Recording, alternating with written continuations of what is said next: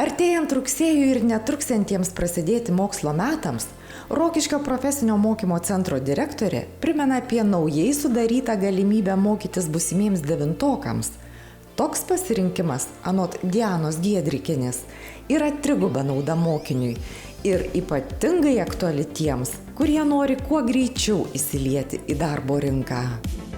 Nuo naujų mokslo metų Rokiškio profesinio mokymo centras pristato naujovę. Formuoja eksperimentinę profesinio mokymo klasę.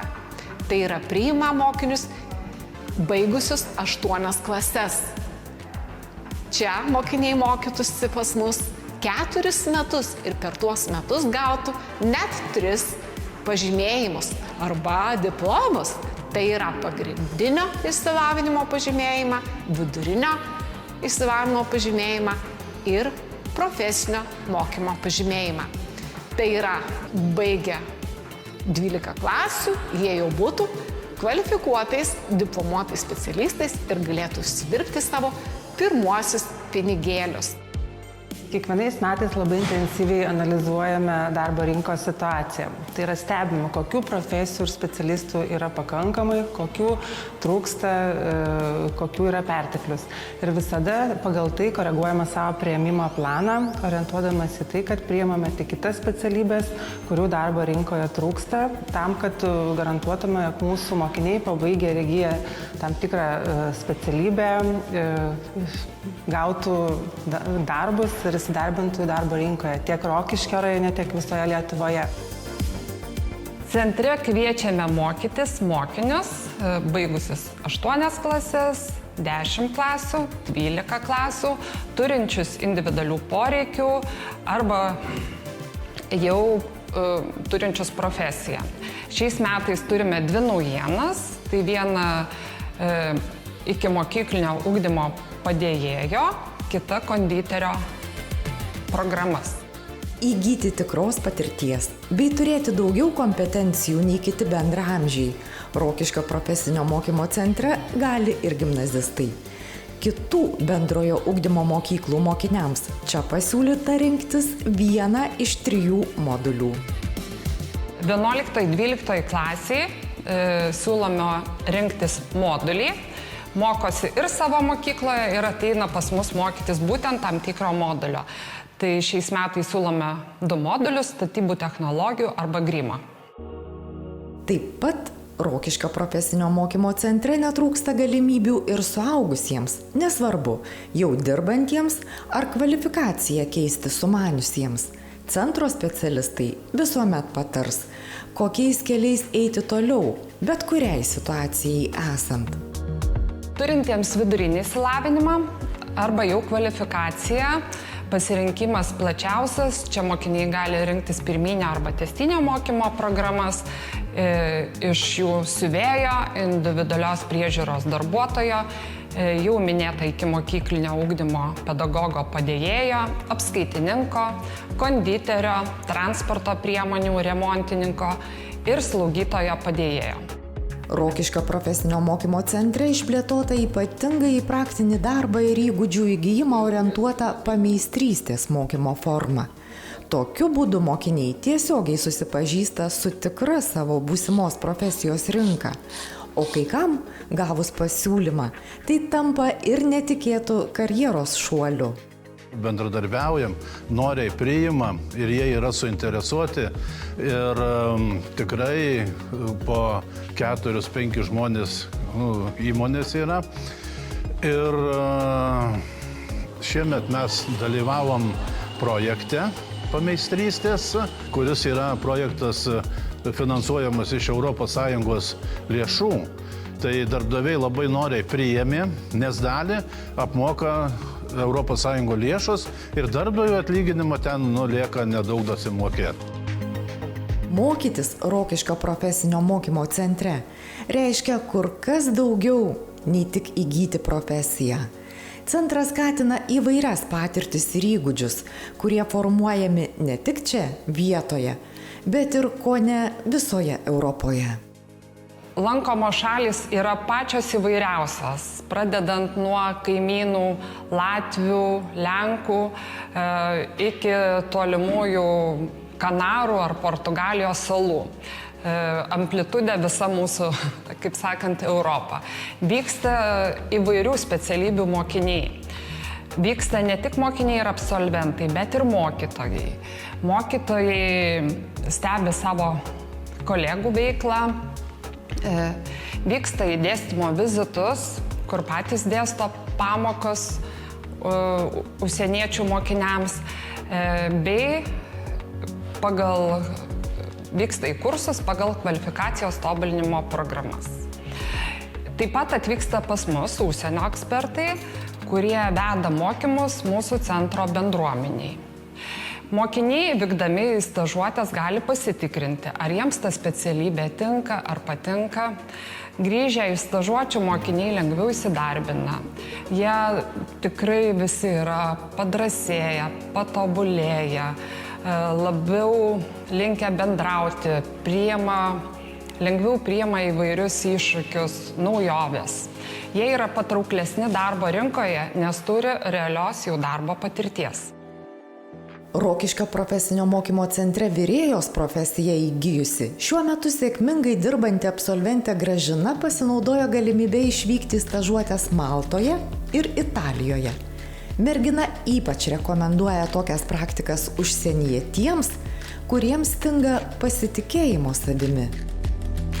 Buvau stažuotė į Maltoje, atlikau pagal virėjo profesiją, buvau konditerijos gamyboje, tai buvo pakavimas, torto dekoravimas, tai buvo, sakykime, taip, kad desertų gamyba, Stažuotė tikrai buvo tuom įdomi, kad viskas buvo savarankiškai. Teko kelionę planuotis praktiškai pačiai, gyventi irgi pačiai, pinigų skaičiavimas pačiai, viskas buvo labai savarankiška. Tai tiesiog buvo kalbos barjeras didžiulis, nes jie nekalbėjo angliškai. Tai tiesiog, O šiaip, tikrai patiko, verta, visiems rekomenduoju, tikrai pakeis gyvenimą 110%, tikrai yra lengviau įsidarbinti, lengviau bendrauti su kitų kultūrų žmonėmis, pamatyti, kaip jie gyvena, kaip jie dirba, kokie tai yra žmonės. Tiesiog visas tas dalykas paprasčiausiai sukuria tokį pasitikėjimą savim didžiulį, labai. Iš tikrųjų, ir tikrai stažuotėje išmoko daug, kaip kitos kultūros, pavyzdžiui, italai, pas ką mes dirbame, tai davė tai, kad jie visiškai kitokį požiūrį į darbą turi. Darbas jiems yra kaip šeima. Jie viską gyvena kaip namie, darbė kaip namie ir visada kaip šventė, visą laiką linksmi. Bijoti dirbti komandai tikrai nereikia, jie labai daug pasitikėjimo savim suteikia. Tai stažuotės tikrai verta važiuoti. Buvau ir Italijoje. Italijoje tai irgi buvo patirtis tokia, kad buvau žuvies restorane dirbau. Žuvies restorane dirbau ir padavėja, ten viskas buvo komunikuotai. Padavėja buvau virėja, buvau indų plovėja, tiesiog darbo šventės, Tada dirbau pas mus viešbutyje. Tiekė maistą savo, tai buvo dekoravimas, lėkščių, įspūdžiai tiesiog tobuli. Kelionių irgi daug matėm. Tai buvo, sakykime, Italijoje, tai kultūriniai, visai kita kultūra, žmonės tiesiog bendrauja kitaip. Ir jie nemato tai, kad Lietuvoje žmonės, pavyzdžiui, labai apsiniaukę, susiraukę, tokie italai tiesiog visada laimingi, pozityvus, jie nuostabi, charizmatiški žmonės. Gražina tikina, kad tokių iššūkių kaip kalbos barjeras ar dar nebūtos vietos bijoti neverta. Juk niekada negali žinoti, kada atsisakius tokios galimybės praleisi galbūt gyvenimo šansą. Ir tai kainuos žymiai daugiau nei laikini, lengvai išsprendžiami nepatogumai. Neverta bijoti, žmonės tikrai išmaniosios technologijos tikrai veikia puikiai, vertėjai naudojam per telefoną, darbo metu meltuotam rankom, bet viskas įmanomas, kalbėti išmokom šiek tiek itališkai, bet tikrai nereikia to bijoti, mokėjo ir vokiškai, kas buvo labai keista, mūsų viena klasiokė mokėjo vokiškai, tai bendrauja vokiškai, nereikia to bijoti, viskas yra sprendžiama vertėjo pagalba.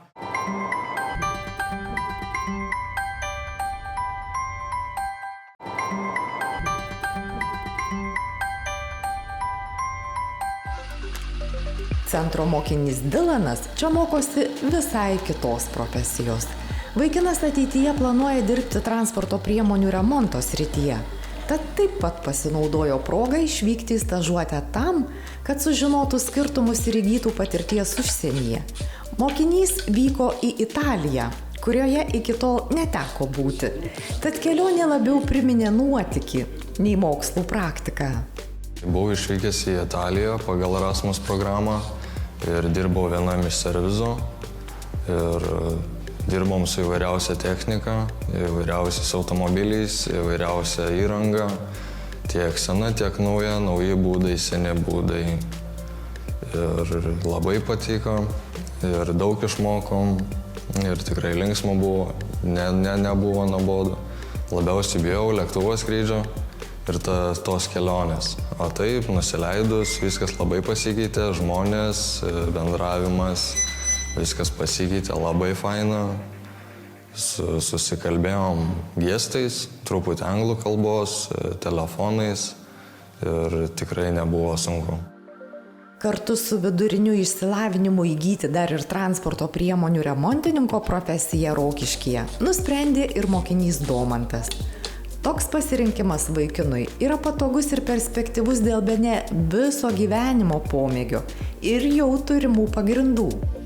Norėjau profesiją, gal specialybę, o visą gyvenimą mašinom domiuosi, tai ir pasirinkau transporto remontininką. Ką žinojau prieš tai kad visą teoriją iš interneto jau kaip ir buvau pats išmokęs, bet praktikos visiškai nebuvo. Tai va čia tą ir gavau šiai mokyklai praktiką. Jau mokusi 2 metus ir šiaip patenkintas tuo, ką gavau, ką mokausi, labai patenkinti visą mano lūkesčiai. Pas mus mokymas vyksta po 10 klasės arba baigus vidurinę 12 klasių. Pabaigus 10 klasių, kurie stoja mokytis pas mus į automobilių remontininko programą, mokosi 3 metus kartu su viduriniu, pabaigia po 3 metų laiko egzaminą žinių patikrinimo, teorija, praktika. Prieš egzaminą būna 5 savaitės praktika. Praktika padeda suorganizuoti mokyklą arba patys mokiniai susiieško. Tai dažniausiai būna servisai automobilių, kas susijęs su automobilių remontu. Su kiek kitokiais, tačiau metalo gaminiais jau kuris laikas dirba ir Rokiškio profesinio mokymo centro profesijos mokytojas Vilius.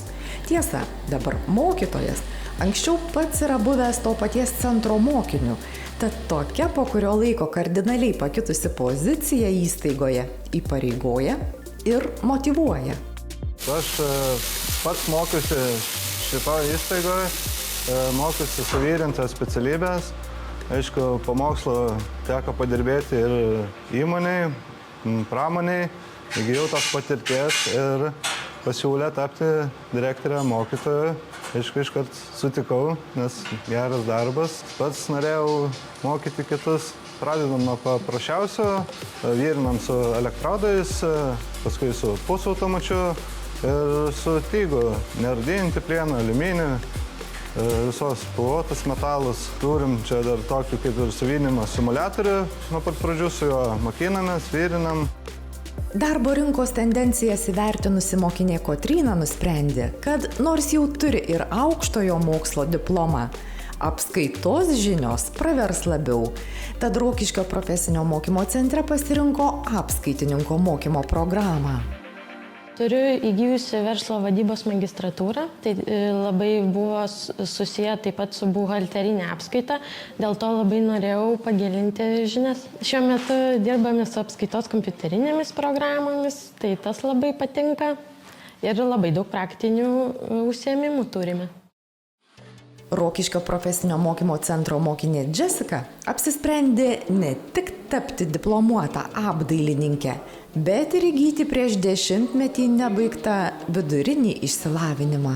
Man yra 28 metai ir aš esu baigus 12, nesilaikiau egzaminų ir man reikėjo grįžti į mokslus. Mokytis po 10 metų eksternų laikytis egzaminus, jau taip kaip nebesijaučiau drąsiai, ieškojau, kur galiu mokytis toliau ir sužinojau apie profesinę mokyklą Atvažiavau, pasikalbėjau, pasitariau ir pasirinkau apdailos profesiją, nes, jinai man artima, mano vyras, apdailininkas daug metų dirbo ir ant savęs dirbo ir aš prie to prisilietus, tuo susipažinus ir tiesiog man tai buvo elementaru. Centro mokinys Danas tą pačią profesiją pasirinko dėl paties mėgstamiausio pomėgio, kuris šiuo metu akivaizdu atvers puikias uždarbio galimybės. Tiesa, tokiam darbui, anot vaikino, reikia ypatingos kantrybės. Reikia tiek su glaistu gražiai dirbant, tiek dažymui, reikia daug kantrybės šitam darbe. Apdailos profesiją pasirinkau vien dėl to, nes man labai patinka tiek glaistyti, tiek dažyti tokie darbai. Esu ne vieną namą, kambarį sutvarkęs, tiek savo, tiek dirbau, irgi tvarkiau. Rokiškio rajone itin aktuali individualios priežiūros darbuotojo profesija. Ne tik rajone, bet ir visame regione gyventojų amžiaus vidurkis didėja. Todėl reikia vis daugiau senyvo amžiaus bei neįgalių žmonių poreikius tenkinti galinčių kvalifikuotų darbuotojų. Mūsų mokymo centre yra ruošiami kvalifikuoti slaugytojo padėjėjai, gebantis nuvykę į gydymo įstaigas atlikti jiems paskirtas užduotis. Tai mūsų mokymo programoje slaugytojų padėjėjai mokinasi ir bendrasias, ir profesinės kompetencijas. Tai profesinės kompetencijos susidaro iš tam tikrų modulių, tokių kaip higieninių paciento reikmių tenkinimas, paciento slaugimas ir pagalba atliekant slaugos ar akušerijos veiksmus, taip pat pacientų išskyrų tvarkymas, techninių slaugos darbų atlikimas bei įvadas į darbo rinką. Rokiškio profesinio mokymo centras garsėja puikiai parengtais siuvėjais. Jiems čia yra paruošta itin moderni bazė, kurioje būsimi meistrai išmoksta visko. Nuo paprasčiausių siūlių iki sudėtingiausių kompiuterizuotų projektų. Galimybės mūsų tai tikrai neribotos. Sakyčiau, žmogus, kuris nori tobulėti, jisai čia gali tobulėti nuosekliai ir iki didelės karjeros gali siekti, nes čia padedami pamatai, pradedame nuo terminų, nuo paprastų siūlių, nuo įgūdžių, elementarių įgūdžių, tiesiog tiek su siuvimo įranga, tiek jau baigiant su naujausiam technologijom, su kompiuterinė technika, su programomis dirbti. O sėkmės istorijų, kuomet centro mokiniai pranoksta net savo pačių lūkesčius, yra ne viena. Pavyzdžiui, centro absolventė Renata Dilienė ne tik atidarė savo studiją, bet ir sukūrė verslą, šiuo metu žinoma visoje šalyje. Kaip ir visas moteris merginas, ėjau į šitą profesiją, išmokti dažytis makiažo paslapčių kažkokių, tai buvo pirminis toksai. Bet labiausiai užkabino mane grimo modulis. Dar tais metais, kai aš mokinaus, buvo grimo modulis. Tai svajojau dirbti su vaikais. To Rokišky dar nieko nebuvo, tai buvo pirma profesija, kurią aš pradėjau dirbti. Tai pradėjau mokytis rugsėjo mėnesį, jau spalio pabaigoje dariau savo pirmą renginį vaikams, jau dažysiu veidukus, jau kaip grimerė. Tai nuo to ir prasidėjo visa kelionė, tada po metų laiko pristačiau savo verslo idėją Rokiškio savivaldybei, laimėjau paramą, susipirkau inventorių šitai profesijai. Pradėjau keliauti po visą Lietuvą, po miestelius, po gimtadienius, miesto šventėse prekiaujam stovim, Rokiškį mus žino visi labai gerai, nors jau ir kiti miestai, ir didieji miestai, bendradarbiavom su daug įmonių, su veiklom visai įvairiom. Po to pernai jau atsidariau savo grimo studiją, 2 metai mokinu mergaitės, paauglės grimo. Daryti grožio procedūras ateityje planuoja ir kosmetikė tapsianti Goda. Mergina dar svarsto apie specializaciją, tačiau sritis, kurioje dirbs, aiški. Tiesiog labai norėjau su šitą sferą dirbti kažką, seniai domiuos ir pamačiau, kad čia pas mus mieste atsirado, tai ir užsirašiau. Labai patinka, turim ir praktikas per įvairiausius renginius, tenka ir kitus žmonės padažyti, daugiausia tai ant savęs dažomės, darom visokias procedūras veido, kūno. Centro profesijos mokytoja Žydra Lomako kviečia norinčius mokytis Rokiškyje rinktis naują konditerio profesiją. Tokią kvalifikaciją įgijus karjeros galimybių daug. Šiais metais startuoja nauja konditerio programa, kuri suteiks didžiulę galimybę įgyti labai patrauklę ir paklausę darbo rinkoje profesiją. Taip pat suteiks galimybę įgijus įgūdžių pradėti nuosavą verslą. Būsimieji konditeriai išmoks gaminti, kepti įvairius konditerijos kepinius, juos puošti, gaminti desertus, rankų darbo saldainius, juos apipavydalinti, gražiai pateikti, naudojant modernes žaliavas ir technikas. Pažangos siekis Rokiškio profesinio mokymo centre yra nuolatinis procesas. Ir kad čia įgijus profesiją tai pasijustų ne tik karjeroje, bet ir gyvenime, mokiniams sukurta daugybė papildomų veiklų ir naudų. Kiti mūsų centro privalumai tai yra centre vyksta įvairūs renginiai ir būreliai. Pats populiariausias yra vairavimo būrelis, kurio metu mokiniai gali išsilaikyti B kategorijos vairuotojo teisės. Mokiniai gauna stipendijas ne tik už mokymasi, bet ir įvairius laimėjimus bei centro vardo garsinimą. Centras turi bendrabutį, kuriame gali gyventi rajono ir aplinkinių rajonų mokiniai. Tikrai patys pastebėsit, centre nuolat atnaujinamos erdvės, mokiniai dirba su naujausia ir šiuolaikiška įranga. Glaudžiai bendradarbiaujame su verslo atstovais, socialiniais partneriais, užimtumo tarnybos atstovais ir atsižvelgiam į darbo rinkos poreikius. Visos mūsų rengiamos specialybės yra labai paklausios tiek Rokiškio rajone, tiek aplinkiniuose rajonuose.